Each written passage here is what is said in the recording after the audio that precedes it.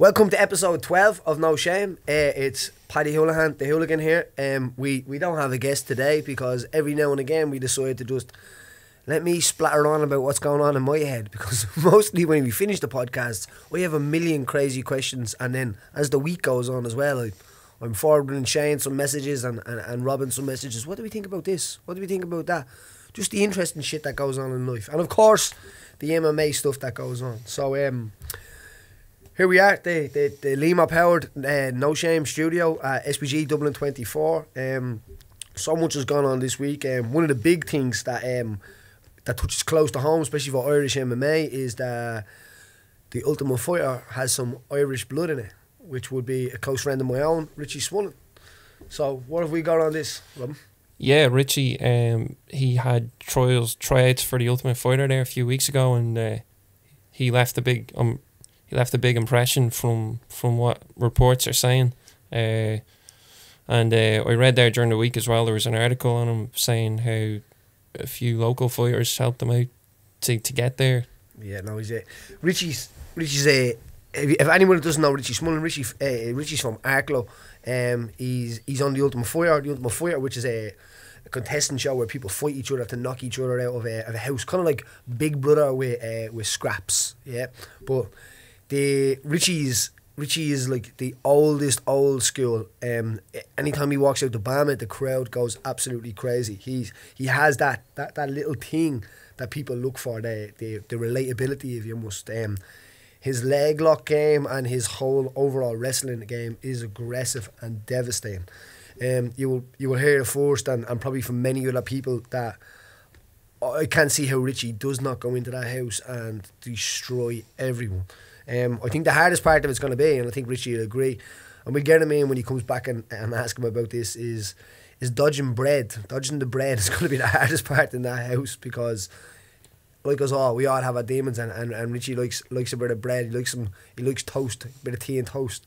But it's great to see him in there, and it wasn't an easy road. Richie took that hard way, you know what I mean? Richie does 10 to 12 hours a day training, and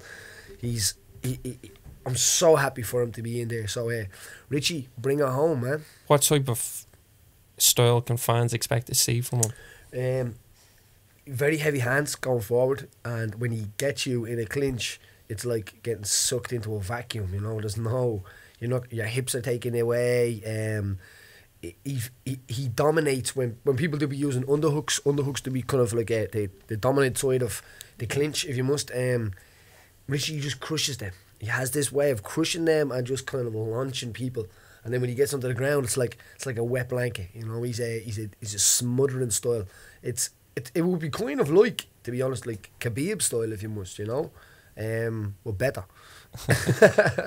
And who do you think is going to be a better coach for him, DC or Miocic? I think I'd love to see him get DC, because DC, and especially because there's no doubt there's always levels to things, to these games, and DC is the highest of level wrestler as it comes. So I'd love to find out the little tiny things that he learns, like little tiny grips and differences of trips and different views on it. I'd love to see him get DC, because selfishly I want some of the stuff that he's going to get off him, because like DC, he'll take it serious, and you can tell coming from being a wrestling background and even the Olympic background, he'll know how to structure and put something together and make that kind of team camaraderie, you know what I mean? But as it's an individual event over there, and some people get mixed up in that, of the idea of like teams and stuff like that, but I don't think Richie will. I think Richie is like probably decided to kill everybody in the house already, you know. That's I was just going to ask that, like, Richie, absolute gent, but how do you think he's going to get on with I'm sure there's going to be some mad personalities in there. I don't know, man. I don't know about. I know me myself that I can only spend so long in a room with Americans. If you must, I've loads of American friends, but some guys that are trying to nitpick your head, that's their job. They have the right accent and the right kind of mentality to do that, you know. So I think a little funny story actually in Starbucks when I was in Las Vegas is a woman was like literally wound me up to death, and all I was trying to do was buy a cup of tea. Do you want it warm? Do you want sugar? Do you want sweetener? Do you want it medium? Do you want it small? Do you want herbal tea? Do you want brown tea? Do you want milk? Do you want cream? Do you want sweetener? And then when we got to the end of this, the woman asked me for ID because we were in a casino. I had to go, I just fucking keep the tea, missus, you know what I mean? I would have had to go to my room and get a ID to come back down. Now, and I think that's just, that is the culture, but I could definitely tell that there's going to be one or two really annoying guys in there. Like there is every year in the Ultimate Fighter. And but Richie's he's street smart as well, you know what I mean? Richie knows when to stay quiet, knows when to not do it. Now, me on the other hand, I know for a fact if I had to spend 8 weeks in that house, I would be escorted out there in a straitjacket, because I just couldn't be around people that I didn't want to be around for that much. I love my silence, as we were talking before here. Do you know we sussed as well, just as we came in, the lights. If you don't know, we got new, Robin sussed a new lighting rig here, and we've got different lights in the Limor studio. We're upgrading every single week as it goes on the way to the top. But when you turn on the lights, there's such a different sound, isn't it? Yeah. Do you want to knock them on every second? Knock them on for a second.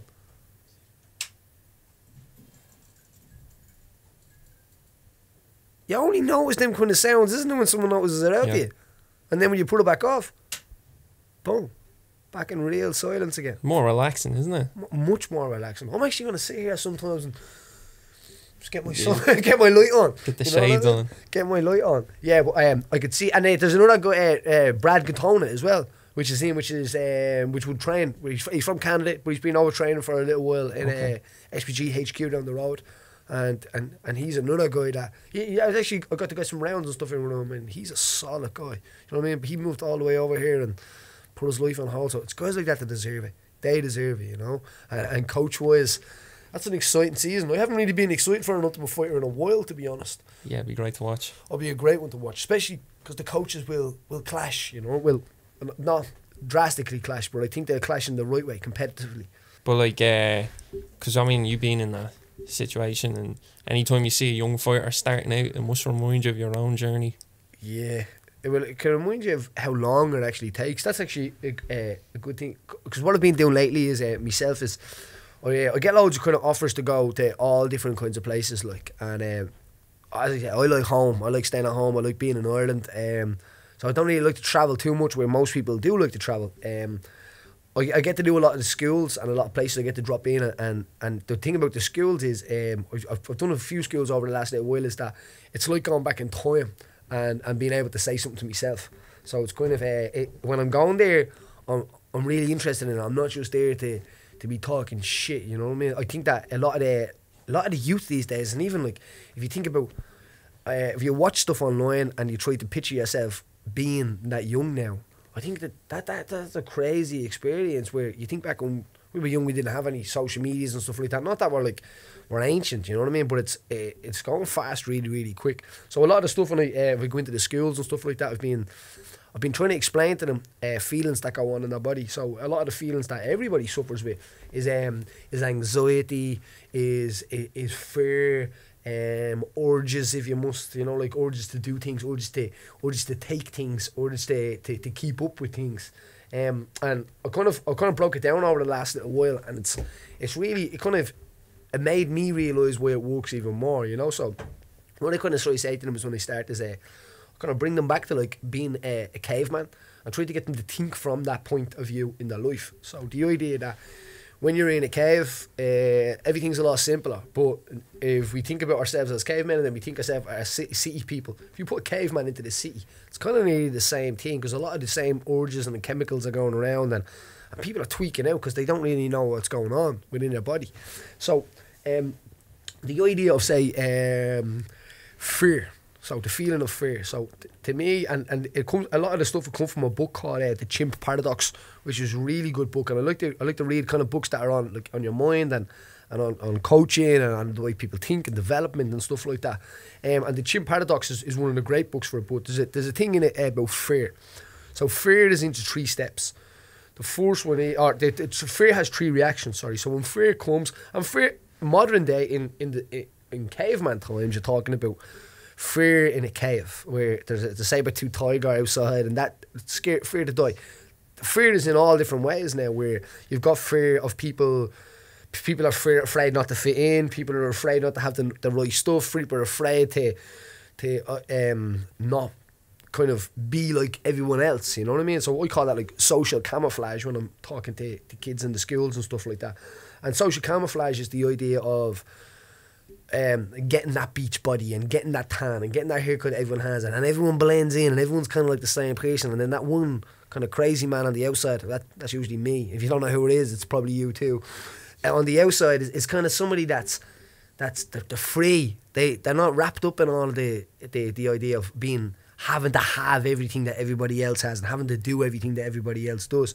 So that's a fear in itself as well. So I think the three reactions to that are, one of them is you fight, and as a caveman, if you fight, you either win or you die. That's the way. There's only two ways that works out. So that decision has to be made correctly, you know. Number two is that you run away, and do you know what number three is? No. Do you know what number three is yet? No. And it's being remarketed to stage fright.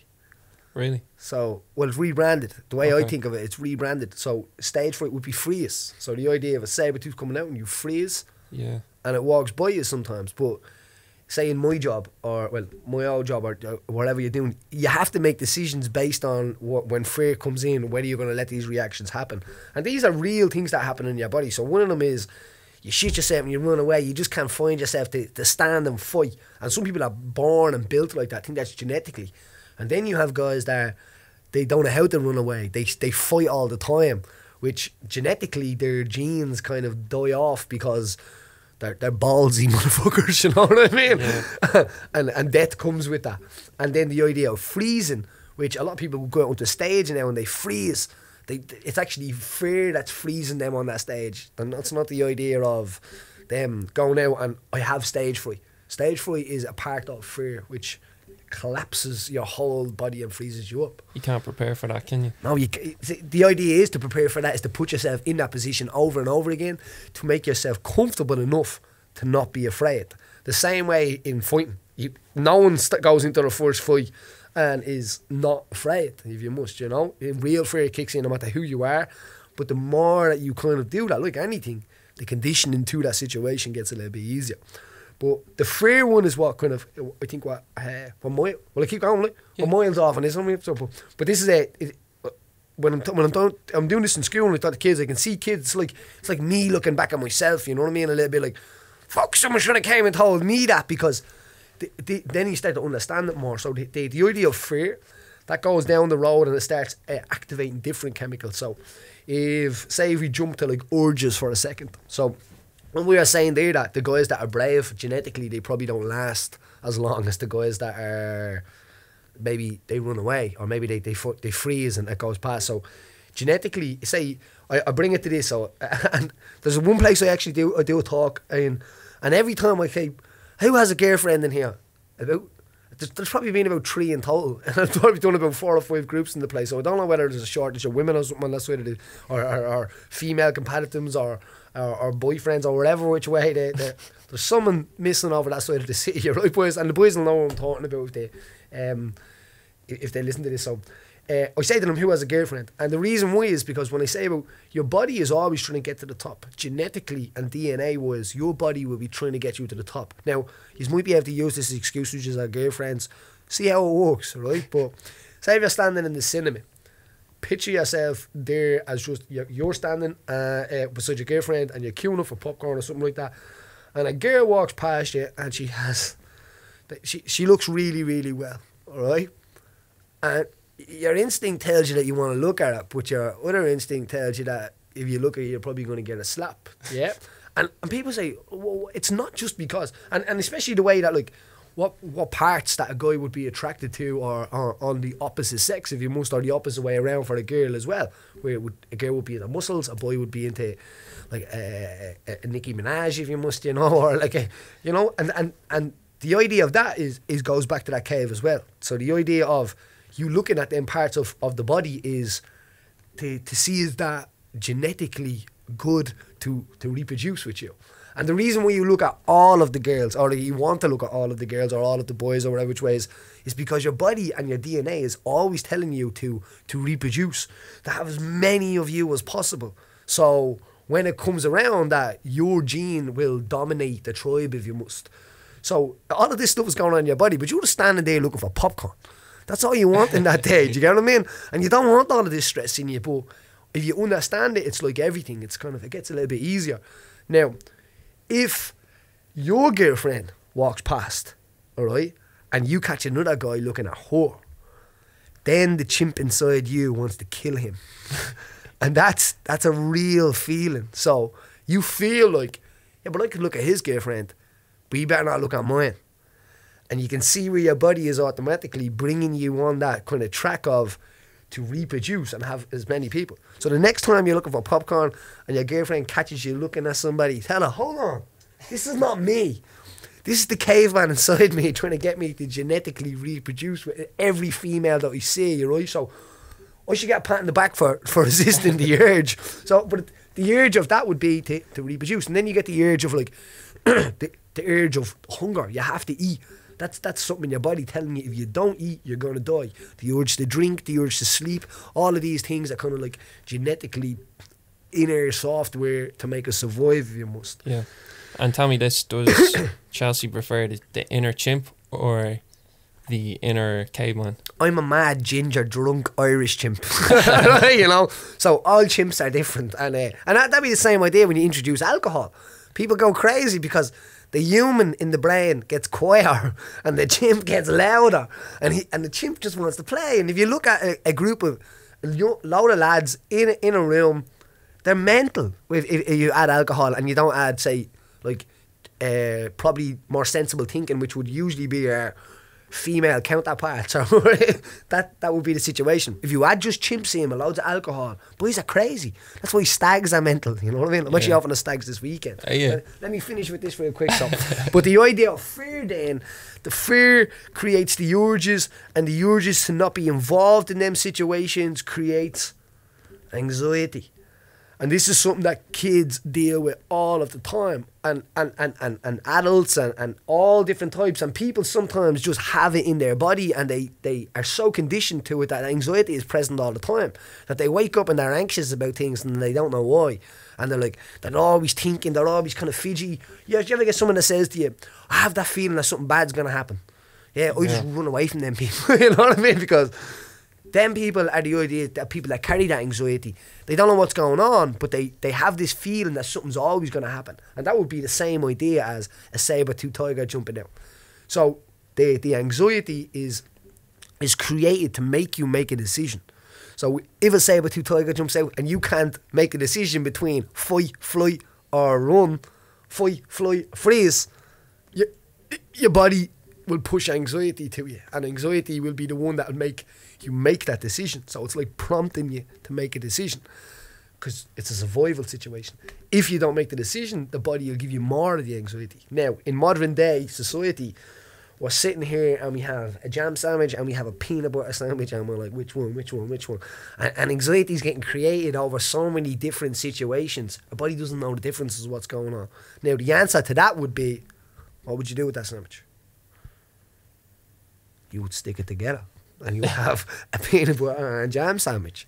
And now the anxiety's gone out of the situation as well, you know what I mean? But little things, people, you get out of bed and you're anxious about what to wear. If you go to bed thinking about, say if, I know that my girlfriend does it, going to bed like, oh, what am I going to wear tomorrow? Or this wedding down the road. That little undecisive thinking there stays ticking over. And even when you're asleep, you wake up and it'll still be there, the indecisive thing. So make them decisions. If you make them decisions, you'll find a huge difference of anxiety. And the amount of feedback I've got about over this, I haven't done this, I haven't told this to kind of anybody else rather than groups that I go to and talk to. And this is kind of what I've watered it down to, where I think them three things, if you can get them in order and you can deal with them and get conditioning in them, you will be surprised about the amount of success and kind of open passages that open up in your life rather than being something's going on over here, but I'm stuck looking over here, dealing with these feelings, you know. The world opens up and there's another way of doing it, and this is the way I do it. You just don't give a fuck. You know what I mean? If you have that attitude, that's a powerful thing to say. Just fuck it. You know what I mean? Really is. That's powerful stuff, Paddy. You like that? Yeah. I knew you liked that. We went down that road. Philosophical. You see, this is why we do the Hooligan Report every Maybe. once in a while. You don't get this. You don't get this with a stopping myself guest. from talking when the other guys are on. You know what I mean? Yeah. I'm like, go on, have something to say. But Yeah. I'm getting better at that as well. I think I'm getting better at this at the podcast as well, because I'm learning as everyone else is learning in here. But it's as I said, if it stops being crack, we will stop Yeah. doing it. You will know it'll stop being crack as well because of the feeling or the sound of it. It's good. It's been great doing them so far. It's hard to believe we're 12, 13 weeks in. Oh yeah, and it's do you know what I like about this? The idea of that we sat down together and we made sure that we made a plan on it. We didn't just like now to say that we're not winging it sometimes is winging it is I think is part of the talent of you most of it. You know what I mean? Absolutely. The idea of being able to have the banter and being able to talk. You know, if we had a script. We should do that someday just for the crack. How are you? You know what I mean? Good, thanks. Just to see what it looks like. No, we couldn't do that. An Irish script, you know. Well, how's it going? What's the story? How's it going? Top of the morning to you. And just like, how are you on the script? You can improv. It would definitely end up in a brawl. That's the truth as well. Oh, wow. We're in the right place for it. We're in the right place for it. That was beautiful, Paddy. Sorry. I don't even know how to follow that. Like, Look at that. Okay. Robin's like, I quit everything. Yeah. I'm out of my job. Yeah. I'm a naturist now. so UFC 221 then. Tough act to follow after that, but Rockhold Romero this weekend. Man, and I'd pay a ticket just to listen to Rockhold Romero walk around the cage. Hey guys, you know, I think he's great. You know what I mean? And but Rockhold's very rounded and complete. But like, you wrestled him with a small buffalo there with Romero. You know what I mean? He's a freak of nature, that man, isn't he? He's very, very, very freaky. You know what I mean? And there's some guys that you just know, like, looking at them, that they're just. And he has God on his side as well. Oh, you cannot beat the God situation. Soldier you know what I mean? God, isn't it? Soldier. But you know what the What a thing name. is, and I remember it was my own coach saying this to me many years ago, and on that kind of like apprenticeship through the road of watching what's going on, like, see the idea of what we just went through there. I'm trying to break this shit down. I'm trying to figure it out like everybody else, like life in general, trying to figure it out. But yeah, Romero, when he goes out and he says like, and he leaves it with God, that's kind of a superpower in itself, because he already thinks he's not anxious and not worrying about the decision, because in his head he truly believes that he has hung his coat on the back of God's hanger. You know what I mean? And he's going to take care of it. So of course I'm going to win. God's on my side. That's a powerful thing to be able to truly believe in. Yeah. If you can't truly believe in it, then you're maybe kidding yourself. But if you truly believe that there's this divine man on your side, you know what I mean? I'd take that if I could. Yeah. Take a pill and not get you sad and busted for that. You'd be doing all right. It ties into what you just said there. I tell you what about Luke Rockhold, I'm glad he's got his shot, because he worked hard to get to that title and then just got caught by. Such a cool champion as well, Yeah. isn't he? Yeah. That kind of guy that like walks out of his house and the camera's there and he goes, sticks his glasses on, and just walks on about his day. But he is an athlete. He's a specimen of a man as well, and works his ass A off. specimen, and the most eligible bachelor as well. He's a single man rolling That's right. around, taking world titles. He's like a superhero or something. He is. Yeah, no, that's going to be a great fight. He's got the right idea. He doesn't need to worry when he's in the queue for his popcorn in the cinema. No, he doesn't. He He just can look goes over wherever and he takes. He just goes over and takes partners. You know what I mean? Yeah. Puts them over the pot. I think. Do you know what? Subconsciously, I think I'm becoming like what will I say? Very delicate towards feminism or something like that. Like even when I'm talking about things now, I make sure that I'm always trying to put it like say girlfriend or a boyfriend or whatever which way trying to. Now, not that I'd ever kind of offend anybody. I'd never. If someone asked me, "Have you got it?" No, I don't. I've no things against anybody or religions or groups, and I don't kind of. I like my own idea and I stick with what I do and I don't judge anybody. But you know, subconsciously I think I'm getting kind of what did I say, PG'd? Is that what it be? Yeah, parental guidance. PC, is it? PC'd, is it? Yeah, it's Politically correct. It's getting crazy, isn't it? It's not Yeah. necessarily a good thing either, Paddy. No, I know. Be very careful of what you're saying. As you said, you don't go out to offend anyone, Exactly. but it could be construed as that way. You've got to be because careful. Exactly. People are always looking to be offended. This is the thing, and you know what? It's like it becomes your judge and jury now. You know, like if you say something, it's like but you could ask the man, hold on, did you mean that at that time? No, I didn't mean at this time. This is actually what I meant. That still doesn't matter. You know what I mean? The idea of being convicted for something already is so. Only when we were saying stuff there, I'm like, your girlfriend, or your boyfriend. I'm subconsciously kind of putting that in, but I'll touch on this real quick, just kind of maybe what's on my head.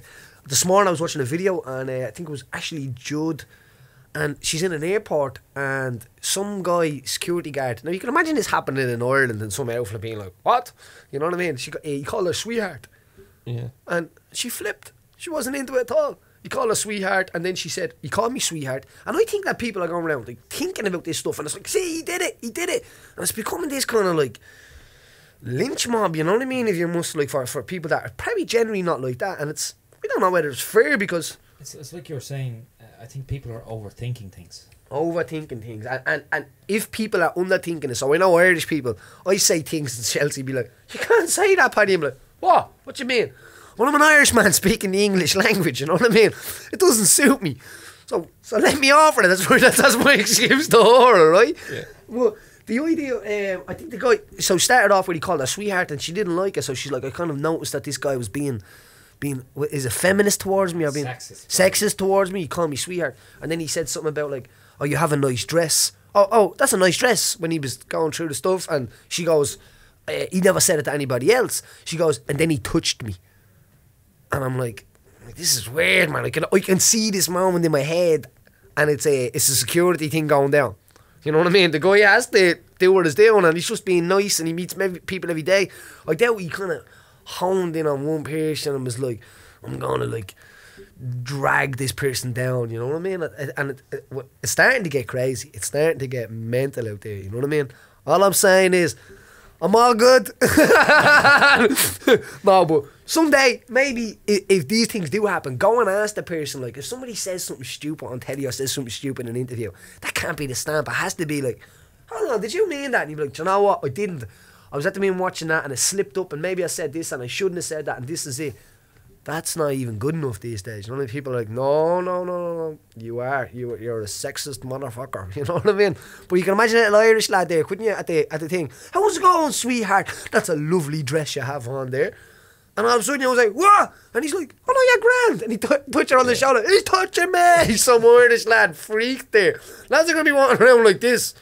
Don't make eye contact. But It's you can't even make a compliment to somebody there. You know what I mean? And there's no doubt, if she had a nice dress on and he said that's a nice dress, she would have felt great over that. The problem is it will damage communication between people in the long run. People They don't are- want to talk. They'll No. be like, I can't say anything in case I say something bad. That's it. And you know what? That would be, it kind of be the idea of, say, where doctors in America and stuff like that had to be extra careful between everything, because people were suing them for stupid stuff. You know what I mean? Like, an example would be, right, when I got my back surgery, I wanted the bit of disc that they cut off, right? They asked me why. My own thoughts, right? I had plans for it. So when they cut it off, he said to me, I can't give it to you before the surgery. And I said, why? And he said, because let me tell you, right? A guy had a piece of a bone removed in America, and the doctors gave it to him, right? And he cut himself off the bone, and he sued the hospital. It's fucked up, That's innit? insane. Innit? That's So insane. What about the guy who they sewed him up and they left the scissors in his stomach? now he has a case. You know what I mean? He has a case.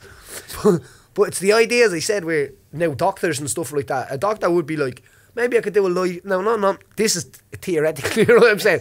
Maybe I could. I know if I was making a decision and I was a doctor and I was like, I could do a surgery on them and save them, but there's a chance that they might sue me. So I could do this. I could go a different direction. You're probably going to lean on the side that's safer towards you, aren't you? And it's the same way in conversation where people are going to kind of, and just not engage, as you said, because it's Well, going I to get them got in one trouble. for you, Paddy. Sorry for interrupting you. No, go away. I shoulder surgery before. It's two Right. shoulder surgeries, right? Two shoulder surgeries yeah, on the same shoulder. On the same shoulder, yeah, dislocation. But second surgery I was going in for. Same surgeon, brilliant surgeon now. One of the best in Europe. But when I was going in just before I was getting anaesthetised to go to sleep, they mark you up with marker. And I Yeah, was getting my right just to shoulder. make sure you got the right side. He started drawing on the left shoulder. And I'm like, I'm getting my right shoulder done. He's like, oh, sorry about that. You went over, so good call. That was a That's close messed shave. up, that, isn't it? Imagine that. You walk over like, there's nothing wrong with your shoulder. That was the wrong one. And the thing is, they had to give Mono a strong dose. Anyone else would have been long asleep. Like, Double hit. it was like, what? He's like, why are you still awake? Because he's a baby hippo. But thanks for letting me know. He's like, up off the table every I time. woke up in the bath full of ice and my kidney's gone as well. I do always try to hold that down, and it doesn't work. You know what I mean? The idea of trying to, like, when any soldiers I've had, like, I'm gonna fight this and then I wake up and it's all over again. Count to 10. You will lose that every time. You won't even make it to 2. You know what I mean? And I'm only a little hamster of a lad. You know what I mean? So it's like, How did you feel when you woke up? bits horrible, Bits. groggy, hung over to death. I too. The first time, it was one of the best buzzes I've ever got in my life. It was just, this is unbelievable. I was ringing people and I was kind of, it was terrible going in for surgery, but I was kind of looking forward to that when I woke up. It's like, this is going to be great when I woke up. Surgery's done. I can start recovery. Second time around was one of the worst hangovers I ever That's had. the word. That's the way I came through. Horrible. It was. And when I was getting my done, it was on my back. So you're upside down. So they actually have you like kind of bent over or something when you're getting surgery. So you had to do arrows and stuff like that until you're facing the right way up. And he's like, just in case, because you've got lots of discs, we could do the wrong one pretty easy. You shouldn't have said that, mate.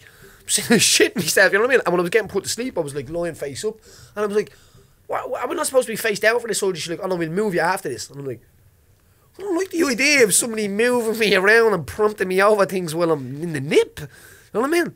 That got me as well, you know. So if you're ever getting a back surgery out there, it's actually, I only got a message off somebody there a minute ago, that they messaged me about like sciatica and stuff like that, about getting a back surgery, and I gave them just the advice on it. And it's mad that we're talking about that. They literally messaged me and said that he got the surgery this morning.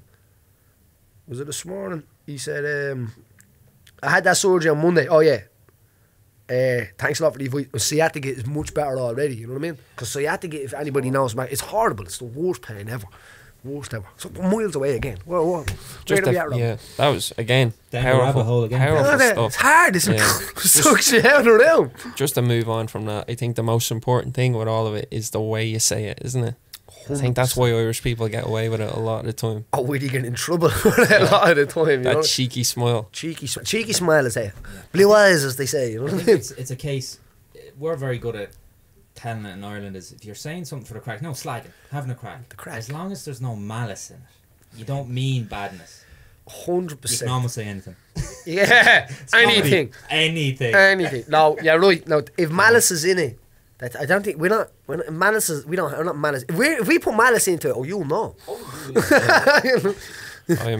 I'm conscious of the fact you have a class coming up at 12, Paddy. So maybe we'll just take. I teach 12 to 1 here on a Wednesday, and it's the Wednesday club. So we've got like a group of guys that we've been building up for ages that sneak off work and we come here and we do jiu-jitsu. That's great. Yeah, that's the way to do it, isn't it? We'll just take one more item and we'll finish up. Let's do it. Let me see.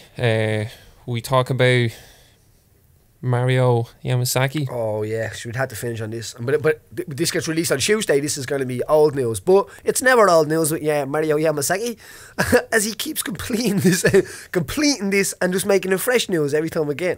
No, but like as a fighter, that was the next fighter. It would make me nervous seeing on the card that he was refereeing me. There's guys like Mark Goddard, or there's guys like Herb Dean.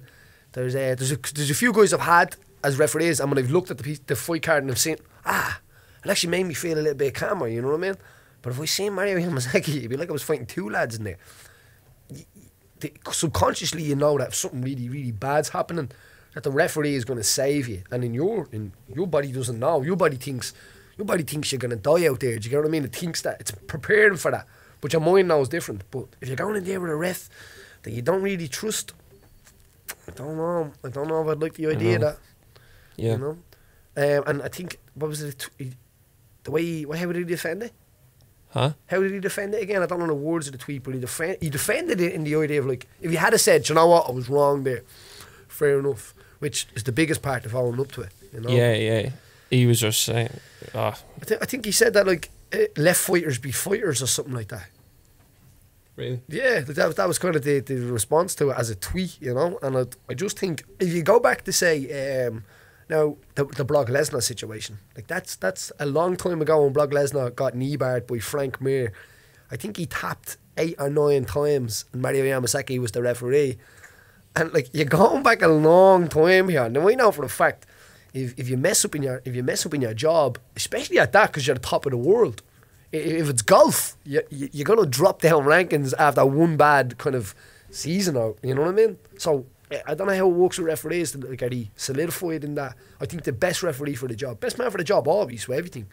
Yeah, if Dana White has way, he'll never ref again, will he? I don't think I don't think Dana has anything to do with it at all. That's the thing. So it'd be Nevada State Commission or the Athletic State Commission that employ the refs and stuff like that. Sure, if Dana could get the refs in there, it'd be if he had a decision on that. We would know. Dana's you can imagine what Dana's job's like. Yeah, tough. Like, that's mental. I'd like to see the weirdos in his phone, because the weirdos in mine are already weird, you know. So like, I'd man to see what goes on in his. It's like, I'd say he gets some crazy questions. I actually got a message the other day saying, "Tell Dana, will you, that will fight CM Punk. It'd be good crack." No. No, go away. Because CM Punk would probably kill you, to be honest. You know what I mean? Because most of these guys look, oh, he's shite. Yeah, but he's shite in a way of, like, against the best in the world in your idea. But there's no doubt the man's been putting a lot of work in and training, and that little bit of training would separate him from the ordinary dude. And wrestling's not easy either. He's what? He's training, what, nearly 3 years now? Yeah, you know what I mean? So every day. Every day. And I'd say the motivation, he's either motivated or he's depleted by it. Guys, like, you can't do it. It either winds him up or depletes him, you know what I mean? But even we finish on that, we're saying Ronda down the WWE. People are hating on that is like, kind of, get paid, you know what I mean? Get your money and then fight people in the gym if you want to fight, and that's what you really love. Because at the end of the day, when you're doing it in front of the whole world and stuff like that, it's still your job. Like, you've got to wake up on Monday and think about what's next and think about how to prepare for that. And when guys go out to watch a show and have so much opinions, it's only a night out sometimes to them, you know what I mean? A few drinks to view a man or a woman's life, if you must. So you have to be very careful how people kind of depict that. So with Ronda Rousey going out there, the thing I didn't like about it is that this is where I would say the negative part of it. When she didn't shake Misha Tate's hand, I didn't like the idea of that, because that's like kind of a peace thing, you know what I mean? It's like universal. And the idea that when she was like flipping people off and stuff like that. But now it worked for that character, there's no doubt. But then when she lost, it was kind of like, oh, I'm getting me ball and I'm going home. Yeah. And then went to the WWE straight after it. Now, it won't be like, definitely a pocket will grow from it, but the only thing that will kind of get that little dint would be the legacy from it, because that's the finish of it's how the story finishes as well. You know what I mean? So but wish I knew what the best, I have to say. Fair play though. But now, it is the cringiest motherfucking shit I've ever seen in my life. You know what I mean? I won't be watching it, and that's for sure. Yeah. It's like Fair City's better than WWE. I'm sorry, I'm going to have to disagree with you on that one. Shane's a wrestling fan. Yeah, big time. Yeah, we might have a wrestler on the green couch in the No Shame studio in the future. You know what? We might. He better shave his beard if he's the one that I'm on about, yeah? Because I'm the best beard in this country, and he knows that. You know what I mean? He knows that. We'll finish up on a quote from Will Ferrell. He said recently, "In Fair City, nothing's fair." You see Gogglebox? Do you ever see that? Oh, yeah, no, I watched it. Will Ferrell said it. All the boys are on it and they're watching Fair City. You have to check it out. It's the funniest thing ever. And they're really getting into it. Like John Lithgow, Will Ferrell, Mark Wahlberg. And Will Ferrell goes, "It's only dawning on me. In Fair City, nothing's fair." Carrickstown, is it? Yeah. Carrickstown? Carrickstown. Yes, it's well, I was like, my uncle is man into that. Like, he's 10. And he sits down and watches Fair City. Don't know what's going on. But it's not a bad program. We'll end this episode with the Fair City theme tune. We should get the whole crew in here. I don't even know who is the crew anymore, do we? But I know that I do. Yeah. I do. You'd be like, I'm in Fair City, and I'd be like, and end up having conversations with them for hours. Would you go on Fair City, Paddy, if you got a pair? I've only learned this word this week as well. What's a cameo? Cameo, yeah. A cameo means you play yourself. Yeah. Is it? No, cameo. Oh, yeah. It can be. I suppose, yeah. This is a cameo, not you play yourself on a show. Or you could play a character as well. Like, you could be the bus driver when they open. Oh, Jesus, there's Paddy Holohan. You might be playing yourself, or you might be playing a bus driver. I'd like to play myself. I think that would be a good crack. You know what I mean? I think it'd be a lot easier. Yeah. And I think it'd be very hard now, being who you are so much all the time, like just openly that. Now you have to be this guy. That would be hard. Okay, so Fair City, if you're listening, Paddy Holohan wants to be on your show. Like, Breaking news. Put us into one of them bogey robberies or something that's going on. 'Cause there's always a little bogey roguery going on, isn't there? Yeah. It's like, but then you go on that first city again. You have what is it, Red Rock? Is it? Yeah. It's going down in that Red still Rock. going Is that on? what it's called? Yeah, TV3, yeah. Yeah. There's actually my uncle, my auntie's husband, his brother was one of the main bad guys in Fair City for years. The used to wear the leather jacket. Mean or something like that, was it? I'm not sure. I think he got killed off, but he was a drug dealer or something in Fair City. I think it was Mean or something Billy, like was that. it? Wait, not Was it Billy? Was Billy. it? Billy Mean. Billy Mean. Billy Mean, Yeah. yeah. I don't watch it. Hey, liar! No, it was Billy. Liar like dog with no teeth. Yeah, no, definitely. But You got class to teach. we got class to teach. We're going to pull you out of that rabbit hole with It's the 2 rope. minutes past the 12 bells, and we've got a class to teach. So, unfortunately, we have to wrap it up here. But that's the Hooligan breakdown on all shit that is all kinds of shit. It could be random. There's a list this long that we were going to go through, and we probably did none of it. We covered a good bit of it. Did we get a good bit of it? Yeah. Sound. There you It's go, not pal. always promised, but we do try our best. Short and sweet. Catch on next time. See ya.